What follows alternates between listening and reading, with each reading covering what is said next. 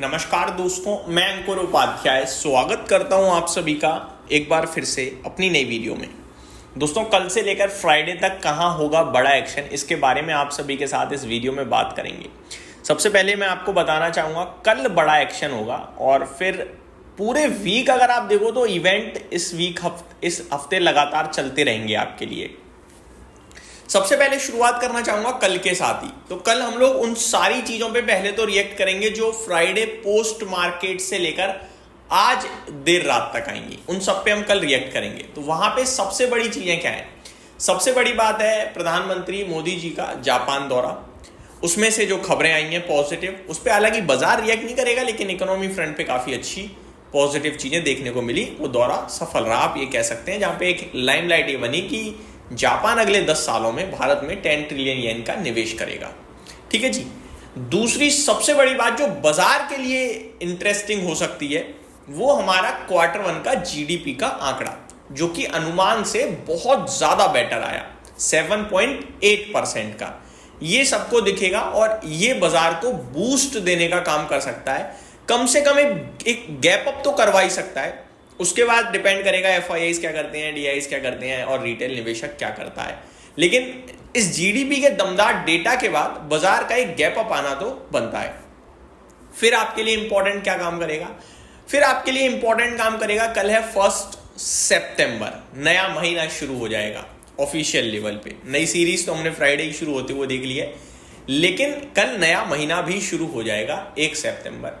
और जब भी नया महीना शुरू होता है तो जो कंपनियां मंथ ऑन मंथ बेसिस पे अपडेट देती हैं वो सारी कंपनियां अपडेट देना शुरू करती हैं, जिसमें बड़े लेवल पे आपकी ऑटो कंपनियां आती हैं। सारी की सारी ऑटो कंपनीज अपने जो अगस्त महीना है उसका डेटा पोस्ट करेंगे कि भैया हमारी इतनी सेल, हमारी उतनी सेल, हमारी इतनी सेल और हमारी उतनी सेल। चाहे फिर वो ट्रैक्टर कंपनी हो, चाहे वो 4 व्हीलर हो, 2 व्हीलर हो, कुछ भी हो, इलेक्ट्रिक व्हीकल्स की हो, सारे के सारे डेटा आपको देखने को मिलेंगे कल के सेशन में। और ये कहानी चलती है कम से कम 2 दिन तक। ठीक है जी। तो 1 और 2 सितंबर आपको लगेगा डेटा आएगा। आगे मैं आप सभी के साथ बात करूं तो कल मंडे है। ठीक है। और मंडे एक्सपायरी से एक दिन पहले है। जी हाँ, अभी तक हम लोग देखते थे निफ्टी की एक्सपायरी थर्सडे होती थी, लेकिन अभी ट्यूसडे होगी। जी हाँ, इस बार निफ्टी की एक्सपायरी 2 सितंबर ट्यूसडे को होगी और अब यहां से ऑनवर्ड्स ट्यूसडे को ही निफ्टी की एक्सपायरी होगी। और जो सेंसेक्स की एक्सपायरी पहले ट्यूसडे को होती थी वो थर्सडे को हुआ करेगी। ये बदलाव हो चुका है, इसके बारे में मैं ऑलरेडी डिस्कस कर चुका हूं। तो कल क्या होगा?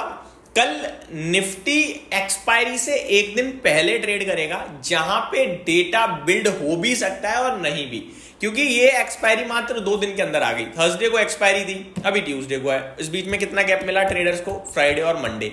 तो मेरे को लगता है ये एक्सपायरी पे कम सौदा होगा, अगली एक्सपायरी लोग ज्यादा ट्रेड कर रहे होंगे, ज्यादा प्ले कर रहे होंगे। तो इस एक्सपायरी को उतना इंपॉर्टेंस मेरे हिसाब से हमें नहीं देनी चाहिए। कल एक बदलाव और होने जा रहा है जो एनएससी ने अनाउंस करा वीकेंड के दौरान। जो मार्केट में फ्रीज लिमिट है क्वांटिटी की, वो बदली थोड़ी सी इंडेक्स डेरिवेटिव्स में। एक ही सेगमेंट में बदली है, वो है बैंक निफ्टी। बैंक निफ्टी में पहले जो फ्रीज लिमिट थी वो थी 600 क्वांटिटी की, अभी इसको इंक्रीज कर 900 क्वांटिटी कर दिया है।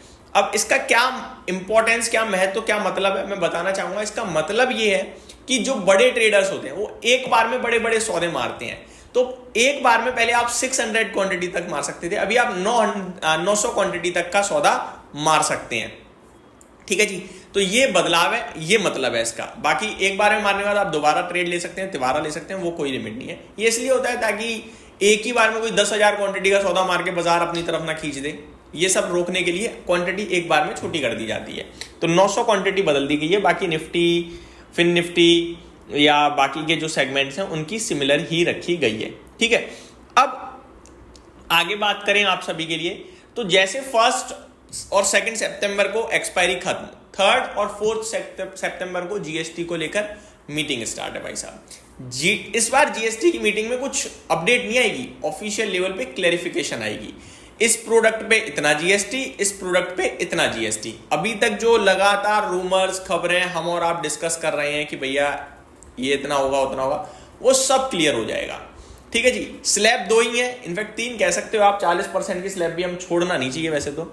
स्लैब अभी 2 दिख रही है मोटा मोटी, 5%, 18%। और तीसरी है लग्जरी आइटम पे भी बोला गया है, और सिन गुड्स पे 40% का जीएसटी बोला गया है। तो देखना होगा कि कौन सी कैटेगरी को कितना फायदा मिलने जा रहा है, वो मैं आप सभी के साथ शेयर करूंगा जैसे ये सारी चीजें क्लियर हो जाएंगी। 4 सितंबर तक पॉसिबल है कि सब क्लियर हो जाए। ये सब लागू हालांकि 22 सितंबर से होगा, नवरात्रों से। तो ये कुछ बड़ी चीजें हैं। इसके अलावा डिविडेंड, बोनस, स्प्लिट, ये लगातार कॉर्पोरेट एक्शन चलते रहेंगे। खबरों के दम पर एक्शन, जैसे ट्रम्प साहब ने भारत दौरा कैंसिल कर दिया, इसके ऊपर हो सकता है बाजार रिएक्ट करे। हो सकता है कि जो चाइना दौरे पे भारत प्रधानमंत्री मोदी जी पहुंचे अब, उसके ऊपर बाजार पॉजिटिव हो रहा हो कि भैया 7-8 साल बाद संबंध सुधर रहे हैं, अच्छे खासे हो रहे हैं, तो ये अच्छी बात है। हो सकता है आपका बाजार इसलिए रिएक्ट कर जाए कि नमूरा की रिपोर्ट आई है भारत के ऊपर की जो 25% का एडिशनल टैरिफ है ये हटेगा नवंबर तक, हटेगा नहीं, हट सकता है नवंबर तक। तो और ये सब वो कह रहे हैं जो यूएस के हैं ऑफिशियल बड़े बड़े ब्रोकरेजेस, S&P ग्लोबल का भारत को अपग्रेड करना, फिच पॉजिटिव होना, नमूरा की बढ़िया रेटिंग आना, ये सब चीज़ें अपने आप में काफ़ी पॉजिटिव दिख रही हैं। तो ये मेरी तरफ से आपके लिए अपडेट थी दोस्तों। उम्मीद करता हूँ चीज़ें क्लियर हुई होंगी। Thank you so much for watching this video. Have a great day guys.